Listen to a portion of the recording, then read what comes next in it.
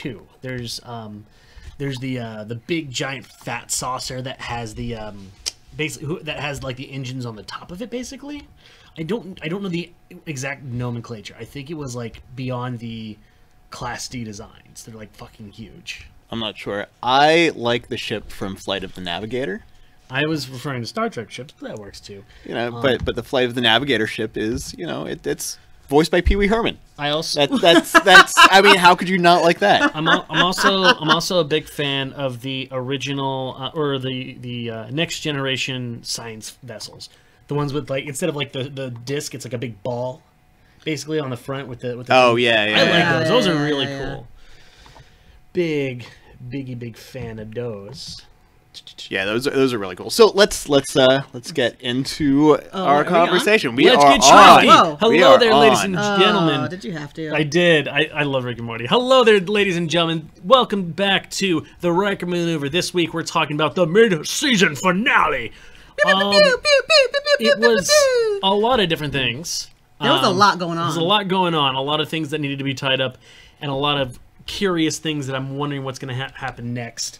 But first, do we have any plugs that we have to plug before we go on? I don't think so. Anything that we need to plug? Not immediately. I mean, Yeah. I mean, just typical plugs. We can do those at the front of the show too. Make sure to subscribe to us here at Pop Culture Renegades.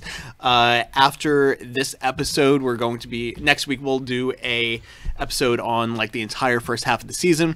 After that, we're gonna get into some lore. I think the first one that I was talking with you guys about is the Prime Directive. We're gonna talk about our favorite Prime Directive episodes. Talk about what the Prime Directive is and why it's important in the world of Star Trek. And then we'll kind of go on from there. I think we'll also maybe get into some species. We'll talk about the Klingons since they're a big thing in the show. But, you know, if you guys have any ideas for Star Trek lore, canon stuff that you want to hear about, let us know. We should do an episode about the J.J. Abrams movies. We can definitely talk about no, the we not. That's the Kelvin timeline. Yeah, is the an episode official about the Kelvin timeline. Yeah. But let's get some other plugs out of the way. Sam, where can we find you on the social media? Oh, dude, Slammy Sammy Lock everywhere you go, and Steam Bunny Productions on YouTube. I don't want to go too much into it. Let's just jump right into this episode. He's the one who wanted to start with plugs. Right. I didn't want to start with them plugs. Shit. Okay, so we're gonna go right into it. I don't want to lose you guys. Tweet him right now. Yes, tweet me right him now. now. Blow up his phone. Tell me your favorite smells at Slammy Sammy Lock. Mildew. So I want to talk about actually the Prime Directive first. Well, yeah, that's how this episode started. It Basically. is how this episode started. We had a conversation with Lorca and the Vulcan, I guess, higher up, saying you need to come back and deal with this while leaving this planet to basically go fuck itself. Yeah. And so Lorca surprisingly was like, I just passed it. no, we're gonna go ahead and save this planet, which is first off kind of un-Lorca-ish in a way. Yeah, this is. I was saying before. This is the first time we've actually seen him show compassion about like someone other than what their mission is. So that's kind of interesting. It's definitely an interesting thing where it's like not only is he compassionate, but technically speaking, he's following the rules of the Prime Directive, which is something he hasn't done at all. But it still is very Lorca because he's saying "fuck you" to his higher ups, as always. Sure, no. Even saying we're gonna follow the rules serves his purpose, and that's the one thing we're still working with him. It's like it's constantly about him, no matter what, and I don't know. I found that really interesting that we continue. Even a fuck you is a force for good. So I guess I know like in the very beginning we were like, okay, he's the bad guy, but the more at the mid-season, he seems really good. He's not a bad guy. He's turning himself around. He's not. He's a malevolent force. He does it for. He's given some crazy anti-hero vibes. Yeah. Which. Can we jump around in the episode? Like, is that a thing we can do? If we're talking about Lorca right now, then yeah, go ahead. I think we have to. So that makes spoiler, I guess. You should be watching if you haven't watched the episode. Yeah, so we're going to spoil the shit out of this, and I'm jumping all the way to the end now. Spoil me! So at the end, obviously, you know, after everything that Stamets went through in this episode, they jumped, and they're now in what we're assuming is the mirror universe. So, with all that said about Lorca in this dimension, I'm really curious about what the Lorca from the alternate timeline is going to be. If there is one. No, I've been saying that since, like, what was it, episode 2, when we found out there was going to be a mirror universe episode. Right, because I wanted to see what mirror Lorca is like. Because, you know, Spock and Kirk and all those guys, they were all evil or whatever. Yeah. So, and they had goatees. Yeah. So is Lorca going to be evil? Is he going to be a bad guy that's kind of good too? Here's the thing. If we were talking Dungeons and Dragons level of like good versus evil, he's like neutral as hell. I feel like he's not necessarily. He's not. So I think it'd just be two same Lorcas. Just Lorca and Lorca with a goatee. two of the same Lorcas. There's no mirror for him because the mirror of him is still him. So going back to Rick and Morty, is it just going to be like any of those episodes where there's like 1,000 Ricks running around? It's just all going to be the same? Yes, they're going to get Ricked so hard. It's going to be great. But yeah, no, what is it with... The thing is, the mirror universe, I'm actually not very familiar with it. You guys might be a little more than I am, but... is it just like kind of like a bizarre world where everything's just like opposite? Is that how that works? Basically. Yeah, more or less. In the mirror universe that's been... all up in Star Trek, it's essentially the Terran. I don't remember what the exact name was because I'm not super familiar with it either. But it's like the Terran Alliance or something like that. And basically the humans are the bad guys. Yeah. Like it's the human. The Federation is like the Empire. So okay. Yeah. Like think more like Babylon 5. You should definitely go watch the original series episode of the Mirror Universe. I mean, highly entertaining. Are we talking? Is it TOS or TNG? TOS is where it first popped up. Okay. TNG, I don't think there were any Mirror Universe episodes in TNG. I don't remember any otherwise. There was Mirror Universe in DS9 and Deep Space Nine had one and Voyager. I'm still working my way through TOS. Did Enterprise have any? No, otherwise I'd actually be able to talk about it. I don't remember there being any there. But no, I find that really cool that I'm wondering maybe it'd be interesting if Discovery, like another Discovery, came in and they're fighting the Discovery, but like an evil Discovery where like Stamets is like strapped down instead or something. Yeah, he looks like a gimp. Yeah, something like that. Like, don't get me wrong. There's a lot that they can do with the next episode, and unfortunately, we have to wait till January to deal with it. Speaking of next episode, can we talk about how terrible this would have been if they had stopped at the last episode, which originally was the plan? Right. Yeah, okay. So that's something that I brought up too. Like, I don't know now. Watching this, did they retool this episode to make it a mid-season finale? Because at the end, obviously. Them ending up in the mirror universe is a big kind of a thing. It's a way better cliffhanger than like a signal.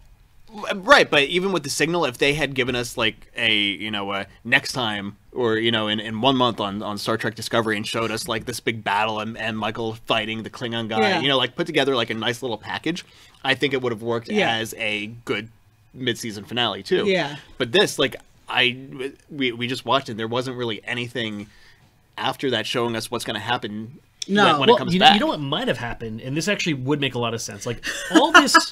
Are you guys reading our comments right now? Yes, I am. Mirosaru would be badass. He probably would be, just like claws and running 80,000 miles an hour or whatever. But back to what we were talking about. It would be interesting to see. So what ended up happening was at the end we had them go to the mirror universe. It's very easy to shoot and just make that happen. Like the add in the extra episode, everyone's like, well, what's that going to do? And it ended up being a much, like, that's the logical endpoint for the series. Well, that was the end of that story arc. Right. Because now Stamets is like, nope, this is my last time using the spore drive, so shut up all you can, and people, it's gone now. Probably not, because they're going to have to use it to get back. At least once more. But we know that Stamets is like, no, I'm not doing it anymore. He's having adverse reactions, so... And, there was so much character stuff this episode that I think it wasn't just, oh, this is a better finale because of the cliffhanger. Right, this could have been so much character-heavy stuff. This could have been a season finale. Yeah. Well, I mean, kind of is. Well, I mean, not really. There's only 6 episodes when we get back, and so like it comes back. I think it was January 6th. Yeah. It just says January on the. Yeah. It's like the first week of January, and then there's 6 episodes. So that only takes us through February. Oh wow, that's sad. Yeah. But I think what ended up happening was, in order for them to kind of move this thing from like here to there, they had to. I bet they did some reshoots to make that work. Maybe. I don't know. I think so. I feel like I would have read that online. Is the only reason I'm saying I don't think so. Well, I mean, sure, there's a lot of cyber sleuths out there, but we still don't know where Voq is. I mean, you can only find so much information. Right. I mean, I'm assuming we'll find that out later. Probably. Yeah. Probably. Maybe. I mean, we now know. So it's bringing up Voq. Bringing up Voq. No, it's not. It's not Ash. Not Ash. I think I was like the lead person on this show who was like, I believe this theory. I don't. I don't. It's such. I mean, it's. I mean, all the theories that were out there made it sound very plausible. Convincing. Sure, there was plausible. A convincing argument to be made. Yeah. But I mean, it could be Harry Mudd for all we know. I just well, we know it's not because he showed up in TOS. But no, like now we've seen that Ash has like PTSD from everything that what's her name? Laurel. Yeah. That Laurel did to him with that weird nightmare at the end. That now I'm gonna have nightmares about. Wow, they like the nightmare-inducing nightmare. Yeah, like I'm gonna say. I did not need to see that. Yeah, I'm gonna go on record and say that Klingon boobs is not something that I ever want. In my life, like, ever. I've never actively sat down and said, you know what, I want to see some Klingon boobs. And you know what? Well, what about the sisters? What about the sisters, though? Well, I'm gonna tell myself right now. I love titties. I will seek out titties at every opportunity I get. I never needed to see Klingon titties. It's not weird. One time. No, they looked hard. Like you remember the 40-year-old virgin when they asked like sandbags. Yeah, that's what they looked like. They felt like to me. Well, here's the thing. Like this is probably a first in Trek. Actually, it's the first very. I feel like it's one of the it's the most gratuitous sex scenes. Oh yeah. We've never seen anything in any like series of any Star Trek in the history of ever. And I'm gonna make looking at the comments easier. I'll be right. Oh, are you gonna? Are you gonna get the screen? That's okay. Like what is it? When Riker and what's her name got back together. Star Trek was really good at like black screening us, basically. Sure, but the thing is, like this is the first time Trek like they went for it. They did. They went for it. I enjoy surprises. I really do. That was not a surprise I enjoyed. No, I still enjoy it objectively. But the thing is, like, I'm just like, wow, Trek. Well, way to bring it in. That's a way to bring it into 2017 right there. I will say though, all comedy aside, that they definitely handled the PTSD and the abuse and all that stuff. It was done so well, and I feel like a lot of TV doesn't address how complex abuse is. And he was really, there was that scene between him and Michael where he's talking about how he had gratitude towards Zarel, but then not, and he had all these weird mixed feelings about it. He's gonna have he's probably right at the moment probably one of the most complex characters now. Yes. And like the thing is, we saw him I hate her, but it's not necessarily the word love. There's gratitude there. It's a. Well, they pulled the punch. They said he didn't say the word lover. He didn't say he wanted to. He wanted something like that, but it wasn't there. And I'm just like, that is amazing writing. Where it's and then he goes to her. It's like, what did you do to me? Like it becomes almost like a Stockholm syndrome kind of feeling. Very true to abuse situations. It was very honest. Yeah, they definitely brought experts or something into how do we portray this in such a way that's viscerally real. Yes. And it's weird that I don't want to say it's weird that they stuck this at the end, but they stuck so much of his character in 5 minutes. And they did jam a lot. They said, let's fist you with this knowledge. Whoa Can we not use that after the episode with the Klingon rape? I'm gonna shut that down right now.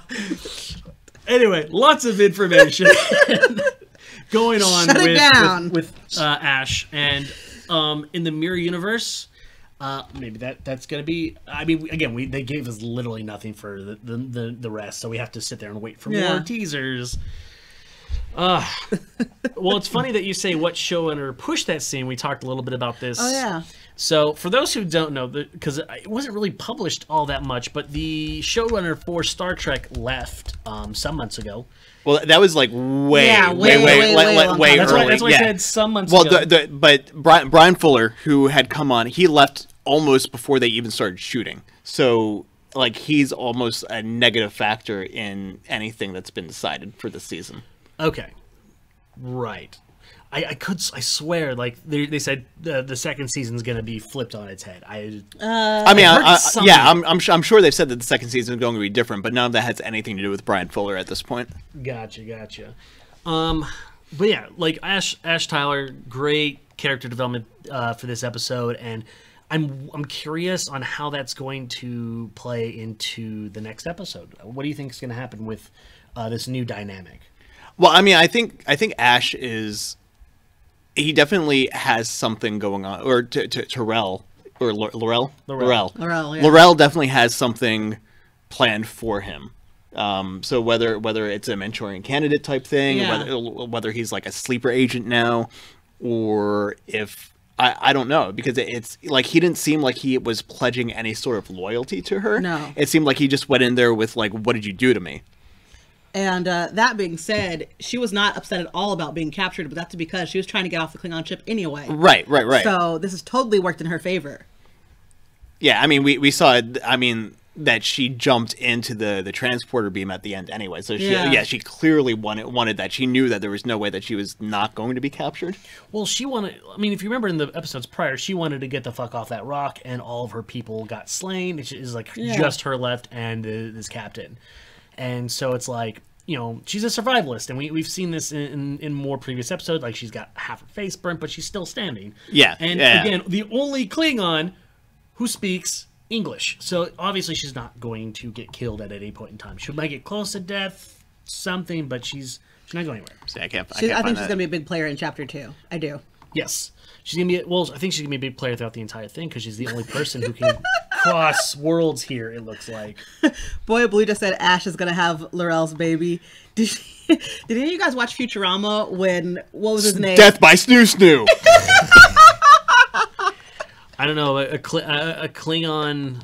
I mean, well, a Klingon human baby, didn't that happen already? Well, I mean, there's been a few. Alexander Roshenko, who is Worf's son, is a quarter human. Because his and B'Elanna Torres from Voyager was half human, half Klingon. Yeah. So I don't know which parent was the Klingon and which one was the human, though. But that's just it. Like, the thing is, alien Klingon babies.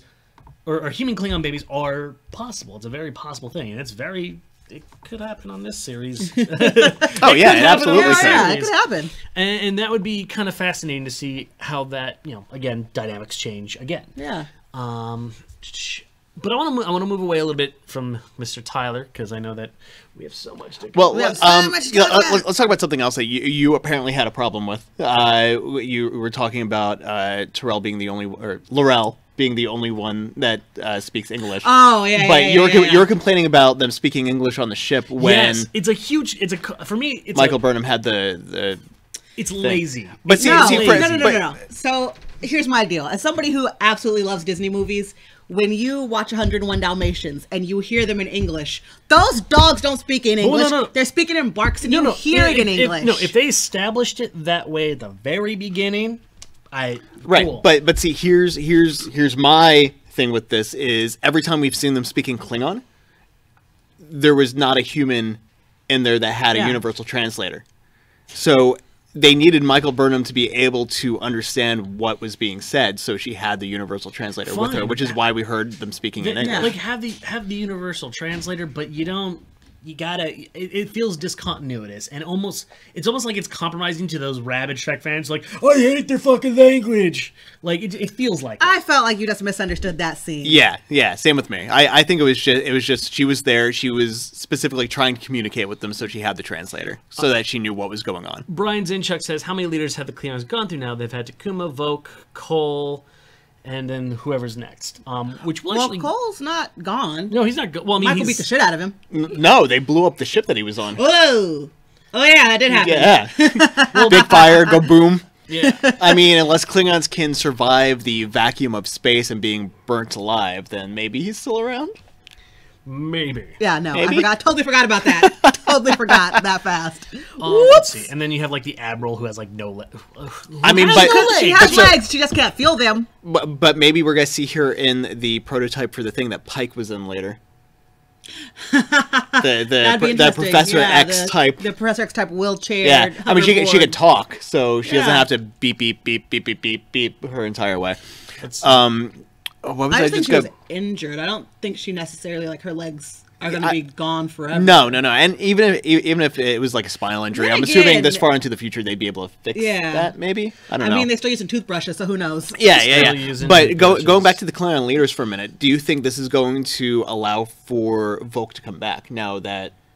Probably. I mean, So they're just gone. Potentially. I mean, Voq is going to have to reappear at some point. That's a big dangling Current- threat. Right. Yeah. I mean, it's obviously not going to be in the next episode since they're in the Mirror universe. So, like, how Mirror Voq? Yeah, right. I mean, maybe. well, okay. Like, I wanna touch on what happened with the war and everything a little bit later. Like that will be next eventually. But there was very. I want to talk about Mr. Chip just a little bit more, in the sense that You want to talk about what? Anthony Tripp. Oh, Anthony Rapp. Anthony Rapp. Why do I keep saying Tripp? I don't. Is there like a guy named? There's a Yeah. character named Trip on Enterprise. That's why. Okay. So To trip and trip and trip. 130 it up and down. Sorry. Daffy Duck. 133 jumps. 136, wasn't it? No, 100. I thought it was 139. I thought it was. Okay, so we can't agree what number it was. So 130 something jumps. And we basically saw the spore drive kind of take into the limit. But it's actually not the spore drive itself. It's the catalyst for the drive that took to the limit. Well, let's pause for just a second there, and let's talk about the title of tonight's episode, which was Yes. "Into the Forest I Go," which is a quote by John Muir, and the official, or not the official, but the full quote is, "And into the forest I go to lose my mind and find my soul." John Muir was an author that wrote often about nature and just like Earth in general. So there was the line that Anthony Rapp had, or Stamets had, where I know we didn't all catch this, where he said something about like there being an open field and that's where they go, Yeah. or that's how they go. That's how they That's go. how That's how they go. So we don't know what that's in a reference to. Well, that's just it. There's got to be other beings who surf the spore, whatever, drive, the spore lanes. Well, there's the spores There's themselves. Yeah. There's the tardigrades. There's And then- Stamets. and then Now there's there's Stamets, but I mean we don't know if there's anything else. Yeah. Well, the thing is, if he's talking about, this plane, it was a plane, an opening, right, a field, and I mean, if we're talking about, moving and weaving through the universe in such a way, I think he's talking about like a second or fourth dimension, like kind of like a string theory aspect that Yeah. helps him travel to any place he wants to go. Well, it was, Boy Blue just mentioned John Muir's on the California Quarter. I don't know how much you guys know about John Muir. He wasn't just a writer. He was a huge hiker, like in California. Like there's a trail named after him, like one of the most famous trails in the world, John Muir Trail, because he's like the first person to ever hike. Yeah, he was. You know- He was like not so much an explorer, but Yeah, kind of an explorer. Yeah, he didn't necessarily find anything, Right. But he did a lot of travel and really charged other people to do the same thing. Yeah. Brian says, Almost like the people who go out and do like nature photography for like National Geographic. Yes. Yeah. But not right that far. And the thing is, the spore drive, as it stands, it's a 0-point system where instead of things being from point A to point B, it's time folding, and where point is 0, where you just right through the paper basically. That in between paper is that I think is that field that he refers to, where it's that flat between worlds, which is I guess the mirror universe potentially where they got stuck. Well, I mean, I would think that it's like not subspace, but like an extra dimensional space where where all, because I mean we know from the scene where Lorca was talking with him and saying, look at all this data that we've got, that there's multidimensional, like all these different things that they found out through all these jumps. So this mycelium network It's probably just an extra dimensional space that exists.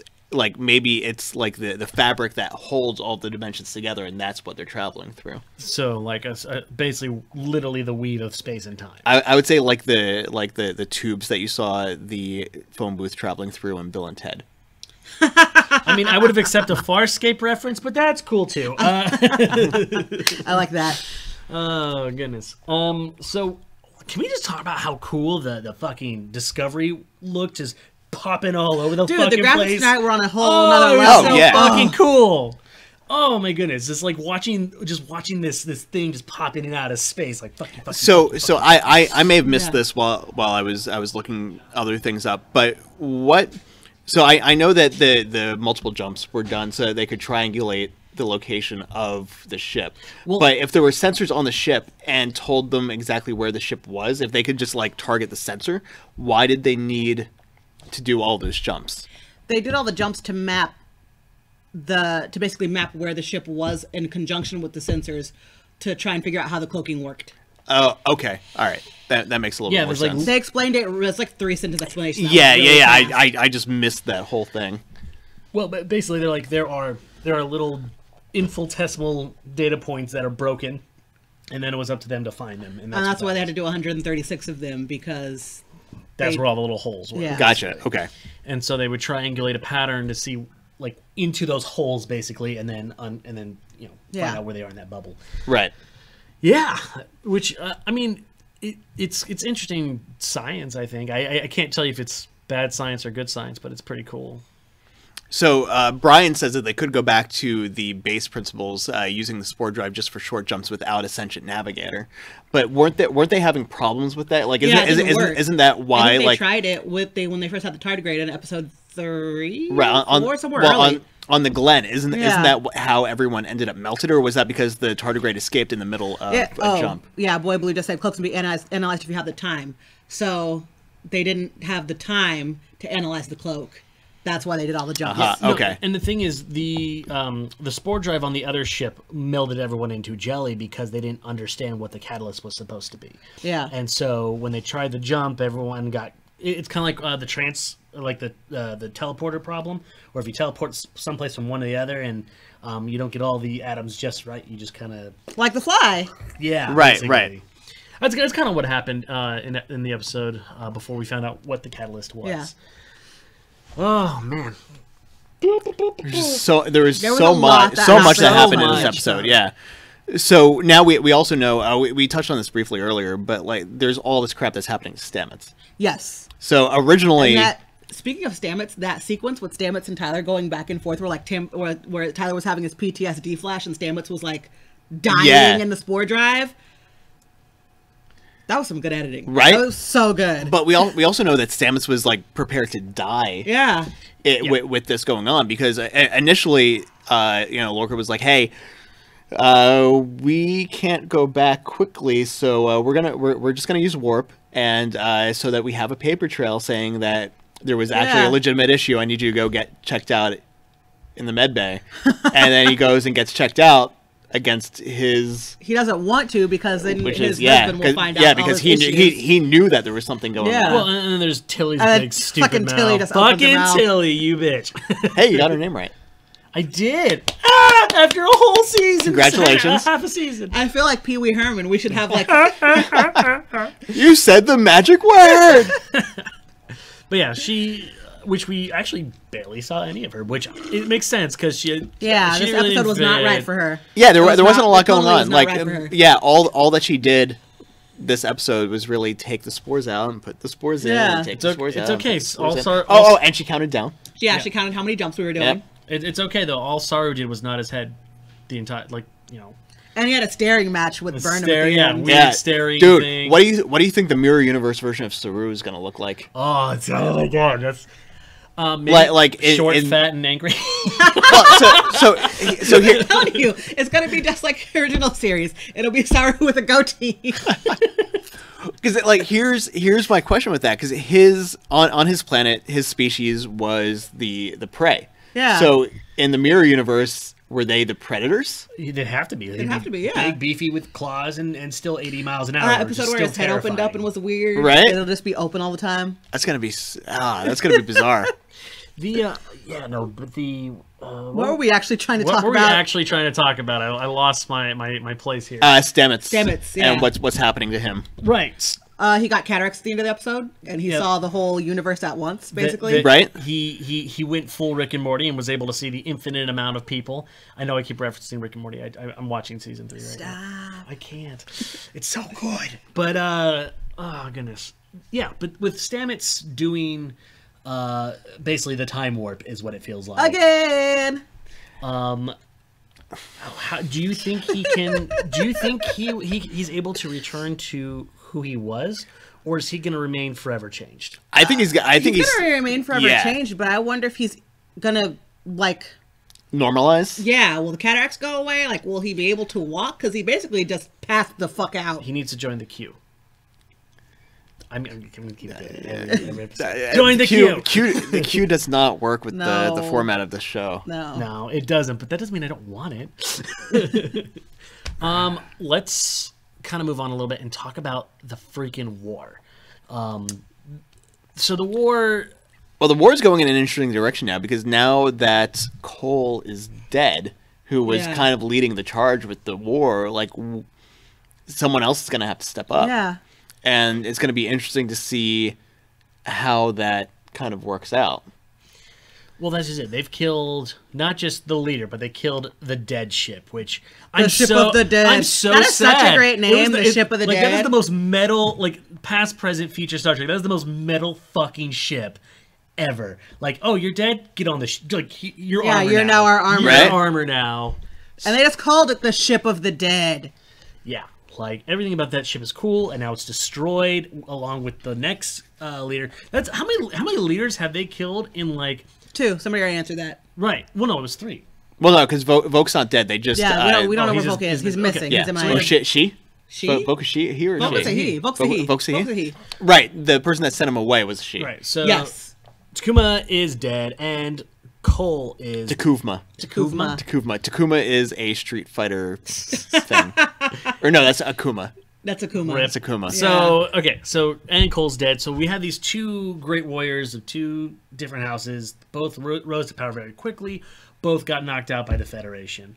And now we have a bunch of angry Klingons storming the door, saying we're gonna fuck your life up. The thing is, I actually didn't see this coming at all. Out of all the things, I did not see him dying anytime soon. I thought he was going to be the big bad guy for a while, but no, mid-season you're done. Yeah, bye.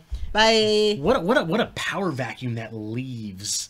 Who's actually in charge now? Because we've seen that the Klingon Empire isn't what it is in the future. There's no Gowron or whatever leading everything. Well, he did mention that there was, even though they were at war, there was still dissension among the Rakes, and he said oh, if I kill you, then all the Klingons will follow me. Right. Blah blah blah. So maybe they'll follow the other guy. Yeah, it seems like right now all the houses are split and kind of doing their own thing. For whatever reason, they've all agreed to go to war with the Federation, but they're all vying for that power. Yeah. Well, okay. So the origin with that is they fought 100 years ago or something, and left the Klingon Empire in pieces, basically, leaving the 24 great houses, something like that. I think it's, the 24 great houses to go. Yeah. Okay, we're all scattered to the winds, and then I'm gonna say it, Takuma. He was like, hey, let's all get together and fuck shit up. And that worked for a hot second, and then he died, and then Cole took over, and he made it more. Survival of the fittest between the houses, right? But also, let's fight Starfleet at the same time. But he was also from a Klingon perspective, not honorable at all. He's a very weak leader. In terms of Klingons and he was recognizing their rituals. He was leading out of fear, not respect. Yeah. Whereas most Klingon leaders lead out of fear and respect. Yeah, and the thing is, this cloaking device is you give me fealty, I'll give you cloaking. It wasn't go to war, prove your worth, then you get your cloaking. That's how it should be probably most likely. But also, Star Trek is ruined cloaking, so or not Star Trek, Starfleet. Yeah, we know how it works now. So fuck you guys and your cloak. But that's just it. Like even in TNG, we still had issues dealing with their cloaking devices. Well, the issues there were a little bit different because the cloaking devices, I'm assuming, if we're actually sticking to canon, the Klingons got the cloaking devices from the Romulans, and because of our treaty with the Klingon and the Romulan empires, the Federation is not able to use cloaking devices. Yes. Sure. Unless, as we've seen later on in DS9, they came to like some kind of a bargain where they were like, we need the stealth ship to fight the Dominion. Can we have a cloaking device? That kind of stuff is cool. But so, I'm curious if we're going to see the Romulans pop up now that they're actually trying to figure out where the cloaking devices came from and how they work. Well, that's just it. We haven't seen. Beyond your episodic aliens, we've actually not really seen a lot of aliens. No. We've seen Vulcans, we've seen humans, we've seen the random aliens on the ship, like whatever Saru is, and the weird Parvo. The Pavos, but we haven't seen like any of the classic like Star Trek races. We haven't seen any ambassadors. We haven't seen any we haven't seen Ferengis. We haven't seen Romulans. We haven't seen Andorians. We saw Andorian armor. Well, I think there's a reason for it, actually. I think the reason being is actually strictly budget. When you have a budget this stupid size, but you have to focus on building the world around you first. Yeah, something has to be I don't necessarily budget money-wise, but just budget story-wise. Yeah. Right, we've already had so many things that we kind of picked up and dropped, and not in a... Right. That's the other question: is do we need to see all these other races right now? Not yet. I don't think so. Well, if you're core Star Trek, that's you not only do you expect it, but you demand it. Like it's, finding these really weird, amazing creatures are more than just Star Trek canon. It has to be there. Like it's part of the heart. It's like. It is, but we're doing a new series that is a little bit more... Right, but do we need to see the alien species that already exist that we know about? Like we will, yes. I think so. I'm sure we will, but like the Pavoians? Pavos? Whatever you want to call that race. They were a new species that we just discovered. So, like, I'm sure other alien species will pop up, but not necessarily ones that we're familiar with already. Fine. So, kind of interesting about the Klingon ship. Michael established that the ship is actually about roughly 4 times larger than the Discovery. Right. That's kind of cool. Like, she was like, yo, that bridge alone is like 4 times the size of just our bridge. And I'm just like, it makes me wonder, how is that like all the size of Klingon ships? Because the reason this matters... Well, I'm sure the Klingon ships vary in size because we know the bird of preys are a different size. Sure. Like we haven't seen a bird of prey yet either. No, I thought we did. Did we? We did in the first 2 episodes, I think. I think they talked about it and everything. Maybe. I don't remember now. Here's the thing, though. Like, it's the first time we've actually established how... I guess the word I want to use is outclassed the Federation actually is. And it for me, it actually changes the dynamic a lot differently, where it's just like... I've always thought the Klingon Empire pretty much on par with the Federation, like in terms of military might. But this is the first time we've established that the Klingons actually are so much bigger and so much better. The Klingons, they're a war. They're a war empire. They're a war empire. Yeah. They're more or less they're a race of barbarians. Sure, but what I'm saying is this is the first time that it's kind of been established that the Federation is outnumbered, is what I'm saying. Like it's one thing to say, hey, we're doing war, we're going to war, it's a big deal, but it's only a big deal because they're saying it's a big deal. It's the first time we've established, oh, they're a lot bigger in terms of ship and size, and also the cloaking device. Like, I didn't realize until just now how like actually outnumbered the Federation is in terms of the actual war itself. Right. Well, and someone it scrolled up a little bit further there on the screen, so I'm not sure who it was that said it, but someone brought up the point that over time, obviously, like any technology, the cloaking devices are going to get better and better. Yeah. So they're going to find ways around the way that the Federation found to detect it. But that's just it. Like they detected one ship, and they have to do. Did you have to do that with every ship, or is that just the? I think it was just that specific I think it was ship just to figure it out. Well, I think that specifically this time it was just that one ship because they said that they have the cloaking frequency. So if it's anything like shield frequency, we know that from ship to ship the frequency changes. Yeah, so it only works as one time. They have to make 136 jumps every single time. So but now they know how to figure out what it is. So there might be other ways to do it because instead of having to jump, like maybe they can like throw out like like a bunch of probes or something. If they could use the data to find a source code for like the basis of their generation, sure, that makes a little more sense. But like, that's going to take time and energy, and they still have to deal with the cloaking devices in the meantime. And we know that they don't exactly find out because in TNG it's still canon that it's like, oh well, they cloaked. There's nothing we can do about it. So it's like they're not going to figure it out. And again, like we're still dealing with the Federation. Like the Federation, literally, the spore drive is all that they have in terms of leverage against the Klingons, which they can't use now, as far as we know. Well, and there was only one ship that had it. Exactly. Well, so like even if it was usable, being like retrofitting every ship out there with that would and you still have to be find crazy. And you have to find a volunteer. Yeah. Right. Yeah. Volunteer. Yeah, and even that volunteer has to understand what they're doing, and that's a whole thing. Needless to say, we're still seeing basically the Federation on the pushback in terms of the war itself. Even with Cold Dead, you still have the entire the entire Klingon Empire rushing in on their borders. What do you think is going to happen in terms of the war? I mean, I think it's gonna go in a fairly predictable way that the Klingons are going to keep attacking and the Federation is going to figure out a way to defeat them, and then eventually they're going to sign the treaty that leads us into TOS. Yeah, I mean, well, maybe at the end. I think definitely it's going to be on pause for a couple of episodes. With them in the mirror. How many episodes do you think they're going to spend there? Do you think it's just going to be the next one going into the new? Well, we just got a comment from Diggs that Eugili has credited episodes 10 through 13. Okay. So that's what. That's the next one. The next one is 10. The next one is 10. The next one is 10. This was 9. This was 9. This was 9. So the next one... Oh, yeah, because they aired two of the same night. Okay, right. Sorry. So the next one is 10. So 10, 11, 12, and 13. Yeah. And then we have 2 more after that. See, here's the thing. So the war is done in episode 13? Question mark? If they turn it into a solid arc, like being in that space, I imagine 3 episodes. If they want to turn it just into an episodic, it's going to be 1. Yeah. Maybe 2 at most to do like on next week. Here's the 2-parter season, series finale on that. Yeah. I mean, but like you said, the war does have to end kind of in a predictable way. But I mean, the war doesn't have to end the season though either. Yeah. True. Well, I mean, I would doubt that. I hope it does. I don't think it's going. There's only one way that it would end before the series finale, and that's if there's an even bigger, badder bad guy on the way.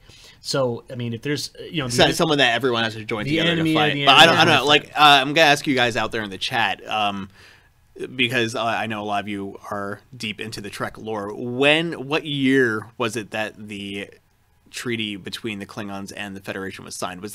Were we in TOS already when that happened? Was it after TOS or was it before TOS? It was right before, wasn't it? No, it was right after TOS. Otherwise, you wouldn't get Worf on the bridge at all. Yeah. So they'd have to have it before TNG. Before TNG, right? Before TNG, we know that. But was it after the original series? Or before the original series? Not in or Enterprise. Like I don't remember if it was a thing during Enterprise. No, I think it actually had to be in between the series, mainly because even with Worf on. Actually, wait, no, this is after Enterprise, so strike that last remark. But I don't know if it was after this and before TOS or after TOS. Worf doesn't matter because that's TNG. That's 100 years later. How dare you? We know that the treaty was signed before that. I guess what I'm trying. Well, the thing is. What I was gonna say is like even in TNG, like they had a really shaky at best alliance where we've had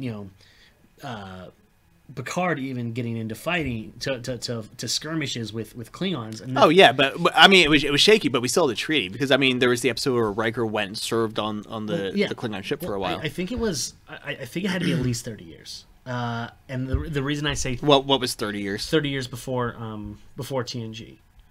I remember reading or watching something about it that loosely talked about the signage in TNG. Diggs threw out the right answer. It was words are hard. the Organian peace treaty. Okay. Enforced by the Argonians. Keep talking. 2267. So yeah, during TOS. Hey, nice. Don't thank me. Thanks, Diggs. Thanks, Diggs. Jesus Christ, my mouth. Diggs. You should wash it down with that ice that doesn't work.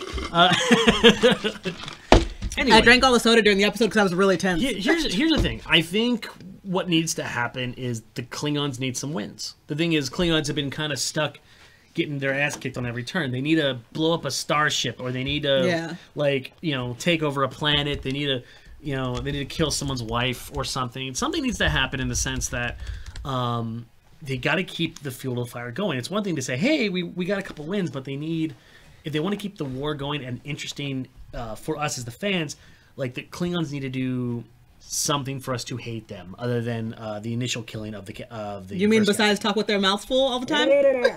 I mean, full of teeth. Yeah, and so. Yeah, I honestly, expect that more. Klingon titty was enough to make me hate them for a long time.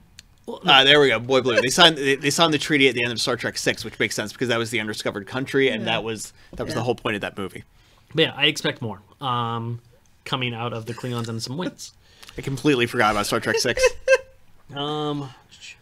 There was a really cool throwback of Rent. Oh, the Easter egg, the Easter egg. Oh yeah, right before Stamets goes into the little tube for one last jump, which we all knew was a terrible idea. He said to his boyfriend that they were going to go watch La Boheme. So any Rent fans out there, really cute moment. Little do you think in the Star Trek universe Anthony Rapp was in Rent? I would say so. There's no reason for me to not believe that. Yeah. Do they have Rent in Star Trek? Does that make you think that Stamets is a long lost or maybe descendant of Rapp? Oh, I gotta warp us back into the war really quick. How about that fight between Michael and Cole? Oh, I loved it. It was really. We don't get a lot of action in this series. Not as much as we might normally know. No, we don't. So that was really nice. It's the first close-hand combat we've seen since the very beginning. And I am going to say that this is probably one of the, as far as Star Trek TV series go, this was probably the best combat sequence that I've seen. Yeah, it was choreographed really well. It was very believable. Because, I mean, if you look at all the fight sequences in TNG, you can see them pulling their punches, and you can see the stunt doubles. The double fist. The double fist, or like somehow Riker jump kicking someone. Like, I don't for a minute believe that Jonathan Frakes can jump kick someone in the face. I mean, if he can get his leg over the chair every time he sits down, he can get a jump kick in. But like his leg, like straight up. Look, if he can lift his leg to sit over the back of a chair every time he sits down. Yeah, wait. But I can enough to jump kick somebody. He's tall as hell, though. I can do that. Look. Well, here we go. That's not that hard. Not that hard. Time we did it on the show for the wait. That also brings something up. I asked this in one of the Star Trek groups earlier when I was posting about this show. Do we want to make the Riker Maneuver a challenge for when we come back? Oh yeah, yes, we do for sure. Okay, so here's the thing, guys. Send us a video, or tag us on Twitter at PC Renegades, with you guys doing the Riker Maneuver. We will find some kind of Star Trek related thing, and we will give it away to the best one. And the more creative you are, the more we're gonna laugh, and the more we're gonna share it. Promise. Oh yeah. We'll retweet them. We'll put them up on Facebook. We'll see if I can figure out how to show them up on the stream. We'll make it happen. I want to see that. Let's make hashtag Riker Maneuver trend. Yes. And make weird people do it. So I don't mean to be. If we can get Jonathan Frakes to do it, that'd be great. That'd be great. Come on, guys. Yeah, just tweet him the Riker Maneuver and see what happens. The fight scene though. I don't want to be the guy who pokes it, but a little bit. But you poke everything. No, I poke. No, there's actually a really good reason. No, there's a really good reason I poke it. It's because I actually do stunts. I do stage combat when I'm not here. And slap fights don't count. No. Like like the actual fighting scene. It felt actually for me it felt really blocky and really rehearsed. I mean, it looked good because it had to be really blocky and rehearsed. Well, no, let me, like, in the sense that if I can see it, then I get kind of pulled out of it. I mean, he's a big dude, and all he's doing is literally just kind of spinning around hoping to hit something. Like, and then Michael, she's I mean, she's kind of like poking, but it's not. I mean, she's not really going into it because the thing is, a woman with that size versus a Klingon that size. Like, she should be, like, stabbing in and pulling off, stabbing and pulling off. So tell me, tell me, that's what I'm saying. What was her motivation? Okay, look, it's the thing is, as a Klingon, literally like about 3 times her size, all he has to do is charge at her. There's literally nothing she can do. Like, and that never really happened. Like, there was a lot of swordplay, which is really cool, but in terms of actual like fighting, like. For me, it was just too fast. I can't. Like, it was just too it was blocky, and I can't help it. So let's go into the mind of Michael Burnham for a moment. As the Klingon is rushing towards you with that curved knife, what's going through your mind? Move, bitch! Goodness. Anyway, I thought moving on a little further there. How cool was the jump transpo? Where she's like, I'm gonna jump over here in this. Oh, that was great. I loved it. Let me pull that fantastic. up here. It was also very Kelvin universe. Yeah, it was. Don't you remember in the? Oh yeah, where the there's one. Yeah. Like, well, no, that was the second one where they're like diving into the planet. Oh yeah, that. No, I was thinking about the third one with Kirk and his motorcycle. Oh, I hated that one so much. It was the third movie was shit. It was literal garbage. I would rather watch First Contact on repeat for 12 hours than watch that movie once. My brother called me in the middle of the workday like 2 weeks ago to tell me how much he hates that movie. It's Wait, which movie? The third one. The third one. We went to go see it together in the theater, and we enjoyed it when we watched it that night in the theater. And like 2 weeks ago, he called me out of the blue. Wait, Star Trek Beyond? Yeah. See, I like that better than Into Darkness. Garbage. Thank you! Star Trek Beyond was so much better than Into Darkness. Garbage. Oh. Wait. Into Darkness is the second one, right? Yeah. I like the second one. Go fuck yourself. I love the second one. See, this is why I said we need to do an episode on the Kelvin timeline because that's her. It's her falling. Blade Blue says I like First Contact. Not all right, I'm gonna play it. There shouldn't be any audio. I apologize if there is. What are you doing? But here's yeah. Oh, right. If you look up there in the left corner, yeah. of So in the left corner there he's getting stabbed. They found the cloaking device. All right, so that jump thing that we were just talking about should be coming up in a second. Hopefully, we're not going to get blocked for this. We'll see. You have to play for like at least 5-10 minutes for that to be a thing. To go back, Brian says she held her own very well over someone 2-3 times her size and armored skin. Yeah, Boy Blue Nemesis was not good. No.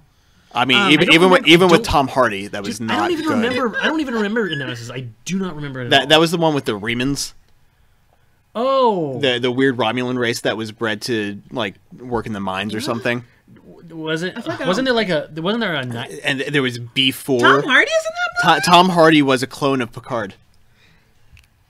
Huh. I feel like I have to go back and watch this again now. I know, right? Yeah, it was not. I don't want to, good. but I love Tom Hardy. I think Insurrection. I think Insurrection gets more shit than it deserves. Yeah. Like it wasn't great, but it was definitely better than Nemesis. Can we just talk about how awesome Generations was, and no one's ever gonna beat that one ever? First Contact. There it is. What? The jump. Yep. That just happened. The jump. Yeah. Oh. You just missed it. Oh, I stopped it. I didn't want to do that. Yeah. I'll find another cool shot. I got it. Yeah. There's a delay here. I got it. Yeah. All right. There we go. I'll leave that one up. Okay. So there's still so much I feel like we need to talk about. Like, does anyone else find that this last episode it was really weirdly colored? Like there was one. I mean, not to me, but you pointed it out, and it was you said that they were all too red, but it was because I think they're supposed to be a reflection of that was coming from the lights. But then they walked out of that room, and the red stayed, and that was annoying. But is it like this entire? Well, where I'll find like, that. It was towards the beginning of the episode. Towards the beginning. Watch the first 5 minutes. When they were looking at the map. Yeah, look at the first 5 minutes. The thing is, but before or after the intro? Just after the intro. Like the thing is, I sat there and the thing is, I noticed color very distinctly because I'm colorblind. It's a weird thing how that works. And most of the show up to this episode has been blues, blacks, silvers. This episode has been like red. There was a lot of red. Was it where they were talking about the map? Yes. Yeah. Okay. And it stuck the entire time, and if you jump to the Klingon vessel, it's green and red. I mean, but that's the Klingon colors. And I'm just sitting here thinking to myself like, yeah, I think they did something special just for this episode as far as coloring, because they want you to see everything. Right. Well, I mean, color palette plays a huge part in how you like color palette, sound design, everything goes into how you interpret what's going on screen. I mean, there's a movie called Blue where the entire thing is just blue, and I mean, obviously, it's about the emotion that it's conveying. So red is a very warm color that signifies like strength or anger or passion or hunger. Well, I mean, psychology aside, they definitely did something different that they don't normally do. And now that we're talking sound, has it, like, in the first 2 episodes they had like the OG Star Trek sounds, and now they don't have them anymore. Has anyone else noticed that? I think they are using. They're pulling back on the sound design. Yeah, and that makes me kind of sad, because I liked the sound design is, again, part of Star Trek, canon here and there, and I think they pulled a little bit from every series, but then they just kind of dropped it at some point in time. Well, I think there comes a point where they're building familiarity with everything, and then trying to stand on their own as well. So we are on a different ship. This is a scientific vessel, so there's going to be different sounds than what you would hear on typical. When you add ship. yourself to the canon instead of standing alone only really gets you so far, which is why a lot of Trek fans are even mad in the first place, because the canon doesn't exactly follow. And that's actually probably Star Trek's main problem, and it always has been, where it's like, where do we fit in the timeline? But okay, like my whole thing with canon is the show's been on since 1963 in some form or another. There's been the original series. There were the movies. There was the animated series, which I don't think that's canon. I don't think that counts as canon at all. Then we had Next Generation, we had Voyager, we had DS9, Enterprise. Each one of those things retconned something. Like, there was always a retcon. There was always a change in something. Sure. Look at Doctor Who's been on for the same amount of time, and they can fix things by time travel. It just fixes things. So like, people's like obsession with that's not canon just irks me to no end. Here's the thing: canon is what establishes your familiarity. Even the thing is, you can change pretty much anything, but the problem that comes with it is, like, there are some core foundations you probably shouldn't. It's why Orville is so unbelievably popular right now, is because they took that canon that's missing here and they put it into that show. I'm on your side with this, Josh. I hate that canon argument. I hate it so much, and particularly when you think about the last couple of years when we've had huge shakeups in canons, like Disney buys Marvel, or not Marvel, Disney buys Star Wars, and they said, "Fuck you guys! None of this exists anymore." You want to argue canon? Thor Ragnarok fucking shit all over canon from the first Thor movie. But that's just it. Like, and this goes back to Star Trek specifically. Justice League is killing canon from BVS. Sure, but that's just it. Okay, if we talk about comic books, can we talk about how many times DC has rebooted their timeline? Exactly. We rebooted again. This is the real timeline. But we want to go back and mention that thing from before, so we're going to do it anyway. Well, no. The thing is, I'm not saying that... Hard eye roll. Well, I'm not saying that canon everywhere else matters in such a way, but for Star Trek, it's such a weird and special case. It really is. Like, there's an article I read. Trust me, don't say these renegades. It's that renegade. That renegade. No. Yes, I agree. Canon. It's not there to tie your hands. I do want to say something a little bit about canon, and it's about an article I read about a week ago that says, "Why is sci-fi afraid of the future?" And it's about how both Star Trek, Star Wars, or whoever else, they get so bogged down in their canon, as we're talking about today, that they feel like they have to focus on origin stories and everything else. Like, why can't we get a Star Trek show that goes far beyond Picard? Like, Picard is where our timeline essentially stops. And, why can't we go farther and beyond? Picard isn't where our timeline stops. Well, I'm talking about for the series, and it's Voyager went beyond that. Voyager went beyond. Okay, yeah, Voyager went beyond it. But I mean, like, we need more. I want more future aspects. Like, why not pull it to 2683 or something? Oh, I agree. Like, as far as Star Trek is concerned, I would have been a lot happier if Discovery had been placed after the Dominion War. I agree with that. However, I really enjoy what they're doing here. Yeah. Like while on the one hand, I would have liked to see what's going on post Dominion War and post Voyager getting back. I'm okay with this now. Well, no, here's the thing. Like, the issue that they ran into, like, I love the story of Discovery, and if they put it 300 years in the future, we would never have to have this conversation about canon ever again, because at this point in time, we're establishing new canon because of the future. The problem is, like, when you put it before TOS, for example, you have The Next Generation, for example. The very first episode is the trial of Q. What ends up happening is they show every iteration of Federation before that point, where it was like the 2200 drug wars, you know, basically canon up to that point. And it's like, when you establish that much canon, you're going to end up having your hands tied behind your back for the most part. Look at Star Wars. What? Same thing with Star Wars. Star Wars had the entire extended universe that's now considered Legends, because everything that's happening in the movies and Rebels is now what's canon in the Star Wars universe. But it's not extended. This isn't extended. This is straight up canon, is what they want to sell us. You know, that's what they've said. Hey, this is canon. You know, it's not the Kelvin timeline. It's not an alternate timeline. It's not the Mirror universe yet. It's the pure main timeline from there to TOS. And when you do that, you are going to tie your hands behind your back, and you're going to piss a lot of people off, because if you're going to go by canon, you have to follow the canon. I'm all for pissing those people off. To a certain extent. I don't. Yeah. Well, no, I mean, as far as pure entertainment goes, yes, fuck those guys. But there's like I've been that guy before with like comic book movies, where I'm like, that's not who that character is. Why is this happening? So I get that from one sense, but at the same time, there comes a point, especially when something's been around for so long, that you just have to change things. It's just all different iterations. And as somebody who passionately loves fan fiction and has spoken on fan fiction panels at cons, at this point, everything that we're living in fan-wise is fan fiction. There's just some that's been okayed by the studios and some that hasn't. Yeah. Well, here's what I think might end up happening. Like, they're going to say it's canon for the next couple seasons, but then I feel like fan nerds are going to be like, well, this doesn't fit canon, so it's going to start new canon.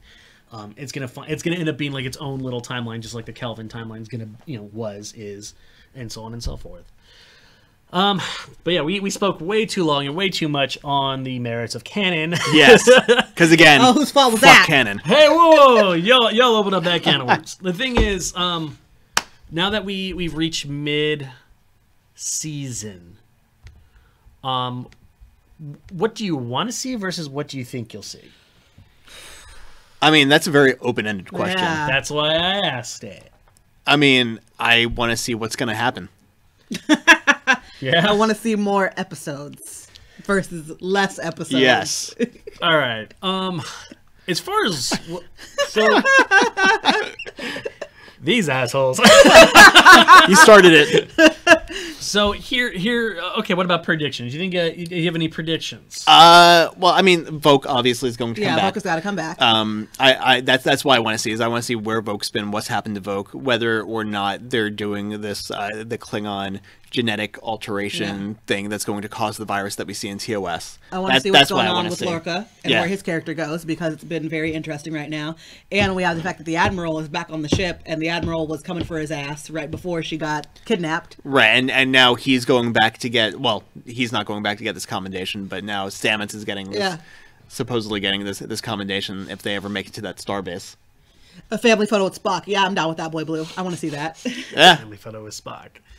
Let's see. My predictions. Vogue obviously is going to come back. He's like the last leader as far as I'm concerned of the first three, and he's going to gather up in such a way that that brings the houses back together again. And here's the thing: because of his relationship with L'Rell, that's going to make a different dynamic for her as well. Where it's like, okay, now my associate. I don't know what to really. I don't really. My victim. I don't. Well, no, not between Tyler, but her and Vogue. Like, I don't like. Now that he's back, is she gonna go back to the Empire? Because she wanted to defect. Yeah. So now she's gonna end up with a choice. Like, and now with Tyler on the ship, now she has a reason to stay. If you catch my drift, because obviously there's feelings there. We saw that where it's like, I'm not gonna let anyone hurt you. Man, I mean, it's going to be hard for her to do anything from behind a force field. For now, I mean, but she seems like she has a plan. We saw she got out in the previews, so it's like I wonder where she's going to go with her, because she's so up in the air right now. I want to see what they do with this Burnham-Tyler relationship, because I was staunchly against it in the beginning, but I do feel like they're handling it very delicately, and it's not at the forefront. Right. And then as far as Lorca's going to continue being Lorca because. Well, I mean, who else would he be? Yeah. Well, in the sense that his character really hasn't had that big of a shift yet. Or haven't needed to. Yeah. I think he's gonna end up killing the Admiral. Like actually killing her. Killing her. Remember, that is a big prediction. No. Here's my reasoning. I think he's gonna end up killing her either by accident or by like low key assassination. The reason being is because, as you said, like she wanted to take that fucking ship. She wanted, she's still his weakness. Lorca is not that. He's not a murderer. Yeah, no, he doesn't come across to me as that guy. He's the guy who will bend the rules, and ignore certain rules. But I don't think he's the guy that will straight up. The moment she got pop a cap in her. The moment she got captured, he said, well, if we're going to follow the rules, not my problem anymore. There was a dual reason behind that. Is because now that comes away. Yeah, she straight up murdering her. She was going to die. No, that's like Batman logic right there. I don't have to kill you, but I don't have to save you either. Well, as I said, I guarantee you, he expected her to die on that ship. Expected it. And the thing is, like, he's going to do something like that again, where it's going to be like, it's not my gun. I didn't, I might have put the bullet in, but I didn't pull the trigger. That's exactly the logic there. It's going to happen again. She's going to die, and he's going to do it indirectly. Watch. I would say 6 episodes in. You willing to bet $5 on it? Not yet. Give me an episode 2, then we'll talk about it. The thing is, and the thing is, I've been kind of right on a lot of predictions. All right, I definitely expect Vogue to come back. I do, I half expect him to. Wait. What about that boy Blue put Snuggles in parentheses after we have the episode with that vicious rape scene? Lols. What else? Tilly's just gonna be her. I love Tilly. Tilly's perfect. She doesn't need to change. Doesn't need to change. Yeah, she's gonna be fine. I just don't change Tilly. I want to know more about the chick on the bridge that looks like the dude from Farscape. Yeah. That's what I want. The one that looks like the guy from Farscape. The other redhead. No, not the other redhead. The like gray, black, like augmented. Oh yeah. Oh, the chick who looks like Scorpio. Yeah. There are actually quite a few bridge characters that I want to get to know more about, because I want to know more about the gray and black one. I want to know more about the one that looked like an android. The one who was originally on Georgiou's ship that now has the cybernetic thing. I feel like we won't know anything. The black lady with the mohawk. I feel like we won't know anything about them until 2nd season. We will, I don't think we will, because unless they become an integral part of the Mirror universe. Yeah. I mean, we'll probably see them different, but I don't know. And then what else?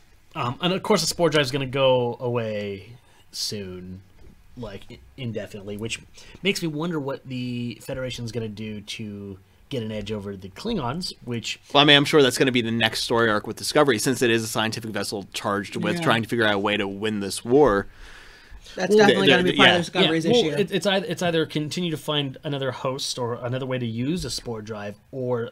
I think the bigger, badder, bad guy scenario might end up happening too. Well, yeah, because then they're going to have to, at some point, we're going to have to set up season 2.